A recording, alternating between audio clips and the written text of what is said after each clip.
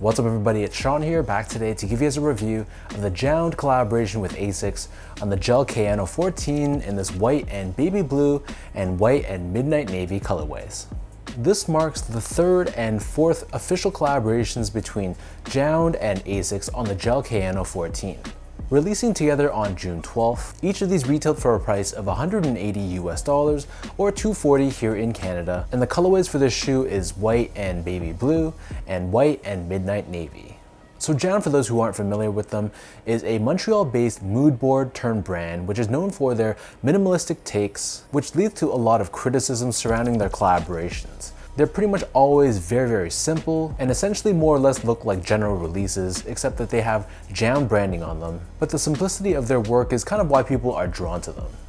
So in the case for these two Gel-Kayano 14s, it's exactly the same. There's nothing on either of these shoes that reinvent the wheel, and both of these colorways I'm sure we've seen before in the past, minus of course that they have JJJJound branded on the shoes themselves. And while they sold out instantly, I was lucky. I actually got an email for early access, so I was able to check out for both pairs before the actual release date to the public. First of all though, here's a quick look at the packaging. So the box, just like the shoes, are very minimalistic. This is a white cardboard box and we have JJJJound and Asics co-branding on all sides. So really nothing too special here. It's very simple and very understated. So as far as the shoe goes, jumping right into the details, the base layer of both of these pairs, this is crafted out of this honeycomb style open mesh. Overlaid on top of this, we have these synthetic silver layers in silver with black colored detailing. Moving downwards on the lateral side, these two boomerang shaped layers, this is done in a mix of black and silver. And same thing covering the eyelets, the synthetic layer here is also done in black and silver too. Underneath this, on the mid panel of the lateral side, we have the signature Asics stripes, and then on the baby blue pair, this is again done in a mix of black and silver, whereas on the midnight navy pair, in real life this is actually a very dark blue. It's kind of hard to tell in pictures, but the stripes are different from those two boomerang shaped accents that are right next to it.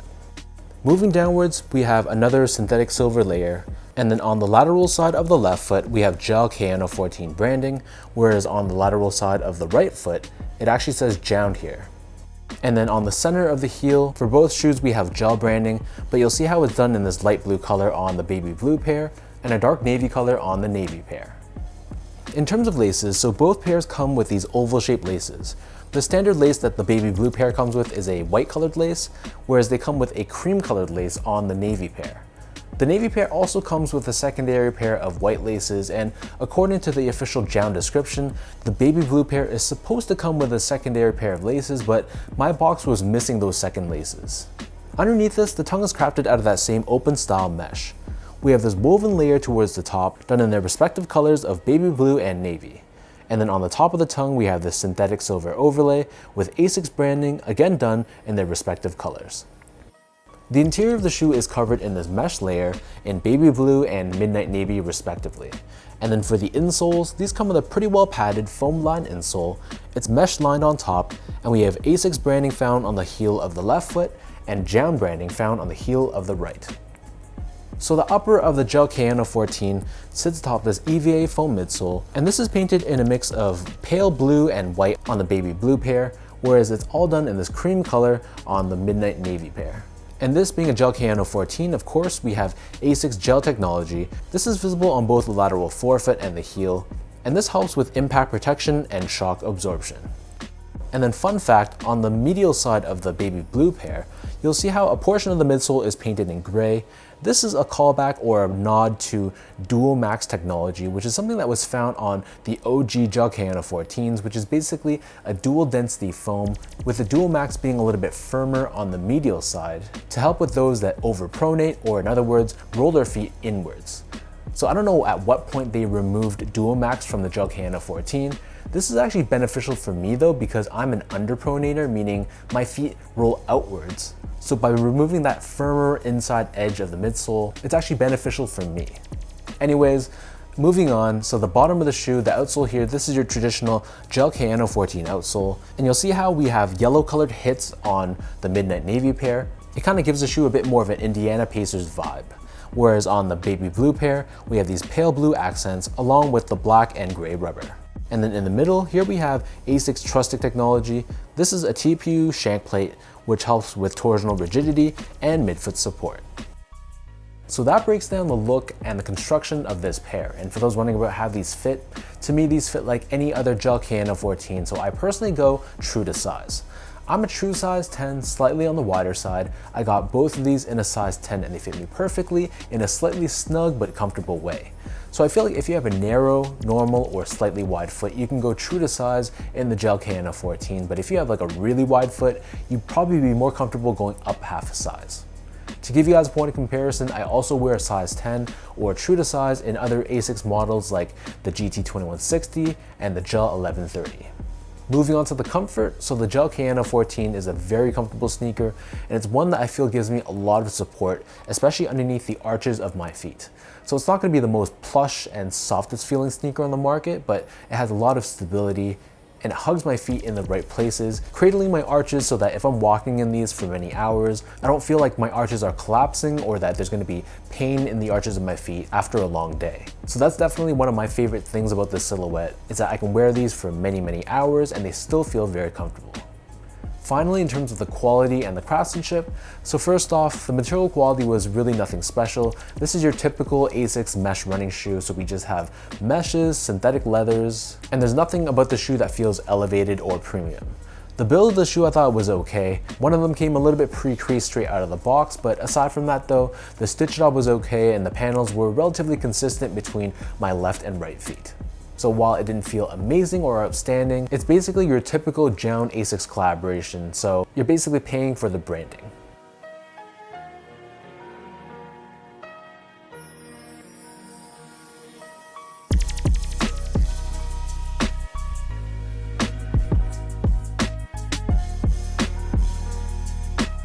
So with all of that out of the way, now let's toss both of these on feet, I'll lace them up, and I'll show you guys how each of these look.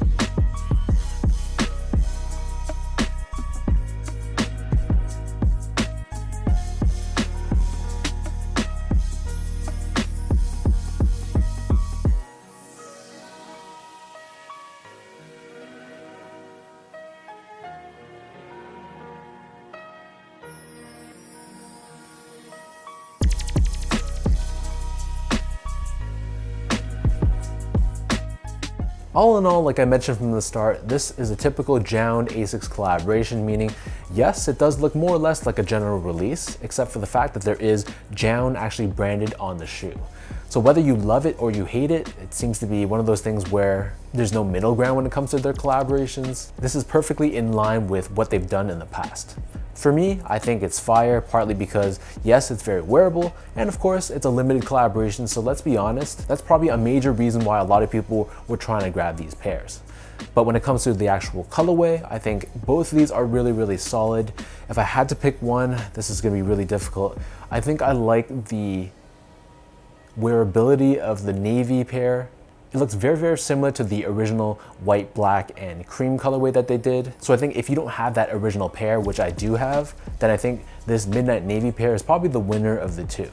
But for someone that has that OG release, I think I'm leaning more towards this baby blue colorway just because the shade of the blue is quite a departure from the original release. And it's a great summer colorway that I can see myself rocking a lot. But really, I'm just splitting hairs at this point. Both of these are really, really solid. And I put up a poll on my Instagram stories, and I think it was like 51% the baby blue pair and like 49% the navy, something like that, but it was really, really close. So let me know in the comment section down below. Between the two pairs, we have this baby blue colorway, as well as the midnight navy. Which of the two do you guys prefer? And were you lucky enough to grab either or both of these pairs for retail? If you guys enjoyed this review, be sure to like, comment, and subscribe to my channel if you haven't yet. I'll link my social media accounts down below for you guys to follow. And as always, appreciate your continued love and support, and I'll catch everybody in my next video.